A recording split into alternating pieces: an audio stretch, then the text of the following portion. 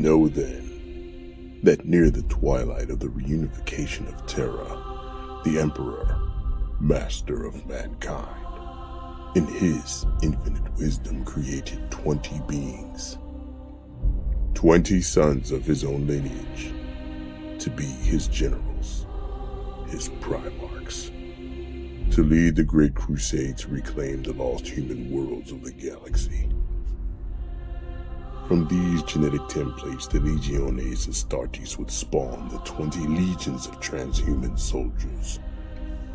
The Emperor's wrath made manifest. In an act of fate, treachery, or random misfortune, the Primarch infants were spirited away to parts unknown throughout the galaxy, where they would all grow up on disconnected human worlds, waiting to be found. The 13th Primarch landed upon the world of Macragge.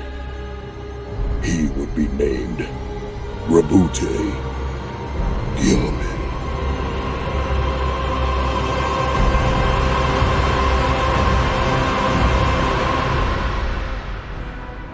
Greetings, YouTube. So today we are taking a look at the JoyToy Warhammer 40K Ultramarines Primarch Roboute Guilliman. And he is here, he is spectacular, and he has come to kick major ass on some heretics, on some traitors, on some witches, on some mutants, and of some Xenos. Quick look at the box here.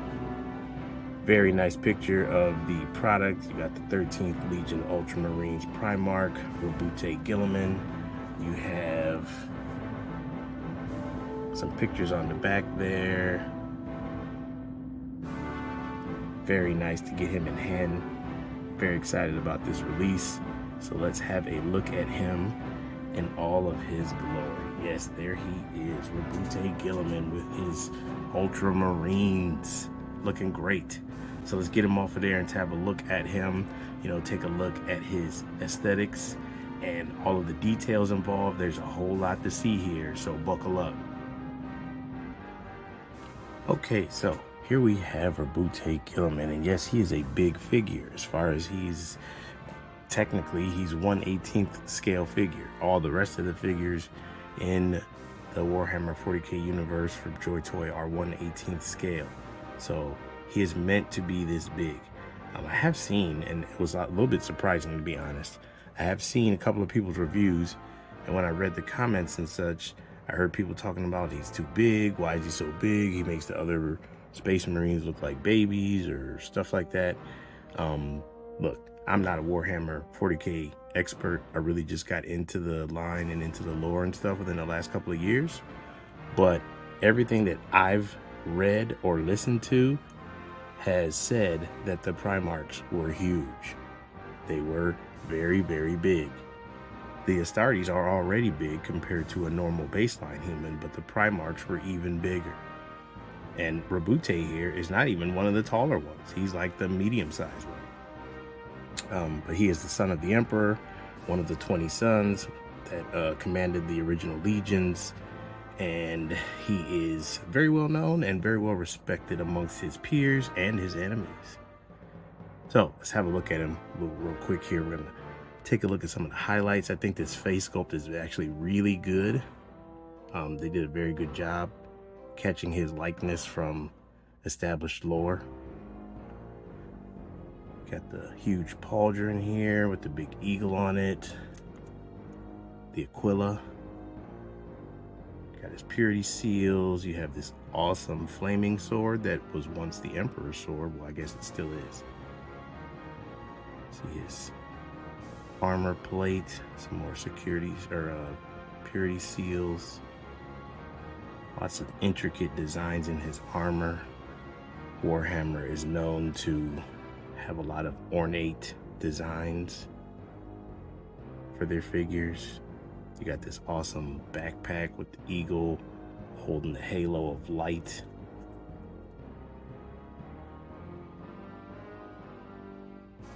Bolt gun connected to his power fist. So he is awesome. They really did a good job with him. And You know, he's a little bit more expensive than, well, not a little bit. He's a lot more expensive than a lot of the figures, but you get a lot for your buck as far as the figure itself goes. So let's take a look at his articulation. Okay, so articulation wise, let's start up here with the head. So your head, this piece in here, this kind of plate that it sits on, that moves. And then there's also movement here because this is on a ball joint. We're going to talk about that later when we get to the size comparisons. I found something out that may make this a little bit more appealing to people that aren't necessarily huge Warhammer fans.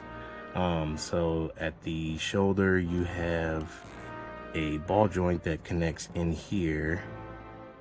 And then you also get, it's easier to see it on this side, this kind of rotating socket that gives you more range towards the inside.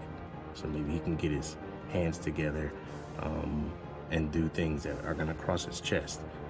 As far as the elbows go, they are double jointed, but they are restricted right when you get to there. So you only get 90 degrees and that's on both sides, but it's a pretty good looking 90 degrees and it's not a hideous joint. So that's nice. Your hands, depending on which one you're looking at, his power fist is just on this little rotation thing here. His regular fist is on a regular ball joint, so you get more out of that one. You have an ab crunch here. There's a ball. Usually the way these are set up, there's a ball joint connecting the chest to the midsection, and then there's another ball joint connecting the midsection to the hip area. And that's the same setup here, and it does give you a decent crunch. Use both of them for how big he is. It's not a lot, but he's not going to be getting in any Spider-Man poses. Down here at the hips, he kicks up excellently, which I didn't expect. That's actually quite good. Backwards, also quite good. He's got a very cool knee joint.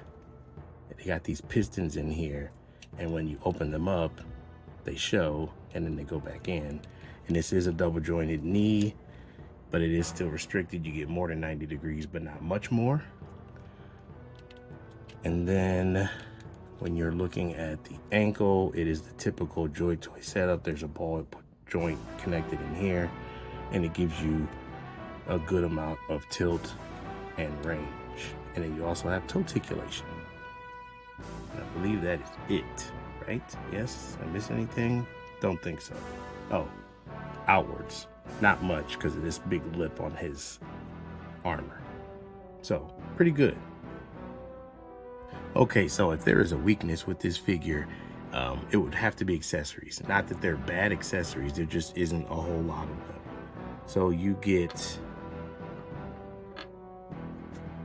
a closed power fist, whereas the one he has on him is open.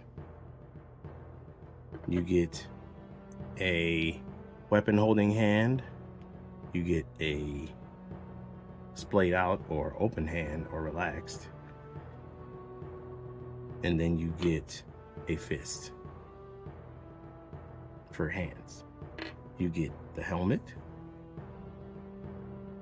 which is also very nice. Didn't get a chance to take a look at that earlier. That's very nice. And then the best accessory, of course, is the Emperor's flaming sword that is imbued with power from the Emperor, able to kill a demon outright, not just banish it back to the warp.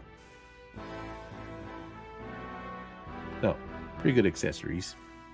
Again, good as in they're awesome, but not a whole lot of them. And as far as I can tell, the backpack does not come off. I pulled it a little bit, didn't see it budging at all. Most of the time, the Marines and people, their backpacks are removable. I don't think his is. Real quick, back to accessories here, or articulation. The way the shoulders are set up, the pauldrons, there is a lever inside the shoulder of his actual arm, and then what looks like a ball joint, or maybe it's not a ball, but there's something in there that looks like a ball joint, and that's how the shoulder can move and shift as you're articulating his arms. So you can get you some more motion. And I also think I forgot this bicep twist, so that is there too. So his arms can go out relatively far for all that armor he has on. All right, so first off, we're going to start with the Ultramarines, some of his gene sires or his gene children. So you have a regular Astartes Space Marine. Let me adjust this a little bit so you can see feet. There we go. So you have a regular Astartes on the left, and then you have Chapter Master Marnius Calgar on the right. And yes, he towers over them, but he's supposed to. He's a demigod. He is a superhuman, genetically created super soldier. Okay, and then here we have one of the JoyToy Warhammer 40K orcs, decently sized. And then you have a Space Marine Terminator, Blood Angels, that is a bigger form of armor plate. So he's supposed to be bigger, supposed to be like a walking tank. Guilliman still towers over him. Okay, so now let's take a look at Guilliman with some what we would term as normal size humans, and maybe, you know, a little bit of a super soldier here with the Master Chief. But you have an Adeptus Sororitas. This is also JoyToy Warhammer. We have this alien elf looking lady who is not Warhammer, but she is JoyToy. This is an Imperial Guardsman custom using a Halo Marine with a custom Imperial Guard helmet, and then here is a regular JoyToy soldier figure. Okay, so now we're gonna switch to some of the bigger guys. So these are, I'm gonna start working in other lines to see what you can use with him. If you're not heavily into Warhammer and you just think this is a cool action figure, you want to see what it goes with, here we have some Mythic Legions. The beauty of the Warhammer setting is that they run into a lot of demons, a lot of monsters from the bowels of chaos, and they're oftentimes big as Primarchs, bigger than Primarchs. So he doesn't look so huge now because he's with stuff his own size. As far as if it fits or whatever, his head looks a little small compared to theirs. That's how they're supposed to look, or what the aesthetic is for Warhammer. So you'd have to weigh that, but I do have an option if that's what you're thinking about.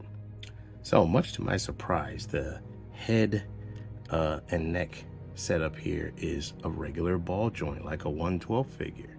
So I was starting to think, I'm like, are there any heads that you might want to put on here? And if you don't want the Guilliman head, or even if you want somebody that looks closely like Guilliman but isn't actually him. Okay, so it does not fit perfectly. This head is the hole is a little bit too tight, but I can squeeze it on there, and I'm sure if I put it in some hot water, it would probably go on completely. But you know, if you're thinking about that, check out that look with other 1/12 or so scale figures. That might be a good look for you, for Guilliman.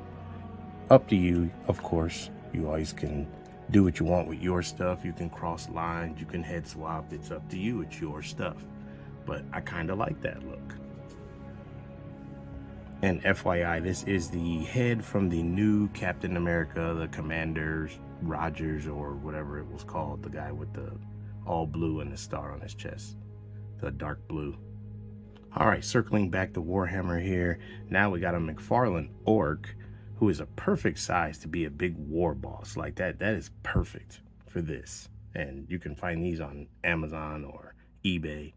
And then you have McFarlane also, and that is the Tyranid Gene Stealer. The Gene Stealer is supposed to be smaller than that, but the Tyranids come in all sizes. So this could still work for you, especially if you give them a different paint job. A couple more comparisons I wanted to sneak in here because I forgot to do them. We have a Terminator from the Grey Knights, and then we also have one of the Adeptus Custodes, who are larger even than a Terminator, but again, Guilliman is still way bigger. Then for a random comparison, but maybe you want to see how he looks with 1/12 scale figures, or I guess 1/10, here is a McFarlane Batman, 89 Batman, and then Valaverse Condor. Okay, so last comparison here, you know we had to do this. Put him next to my great unclean one, Greater Demon of Nurgle. did a video on him recently when I was going over some customs. I knew that Guilliman was on the way, and I was excited to get him done before he got here so that I could do this comparison. And that is some good looking Warhammer right there. That right there is exactly what you will probably see going forward from JoyToy. I'm sure they're going to hit these demons and Tyranids and all that other stuff. So I just was impatient. I wanted one right now. Okay, so final thoughts. Obviously, this is an excellent release. There is really no flaws with it. The only thing you maybe could complain about that I would say makes sense is you would have liked to seen him with more stuff. But he doesn't really need any more stuff. His gun is attached to his arm. He's got a fist and a power fist and an open fist for the left, and he has a trigger, a holding, and an open one for the right. I don't know what other hands you would want. The sword is awesome. That was absolutely needed, and it's here. He's got the extra head, so I don't know. I don't know what else you would have put with him. So excellent release. JoyToy is just killing it with every new thing they come out with. It doesn't seem like they have any ideas of stopping anytime soon. There's still a whole lot in Warhammer that they have not even touched. They just announced the Mechanicum figures recently, so I mean, there's tons of other legions, there's tons of other chapters, Space Marine chapters. They also announced that they're going back to the 30K with the actual Horus Heresy, so we may be getting all the Primarchs and the traitors and the loyalists. It just doesn't seem to end. So let me know what you think about this one. Like, comment, subscribe. Later.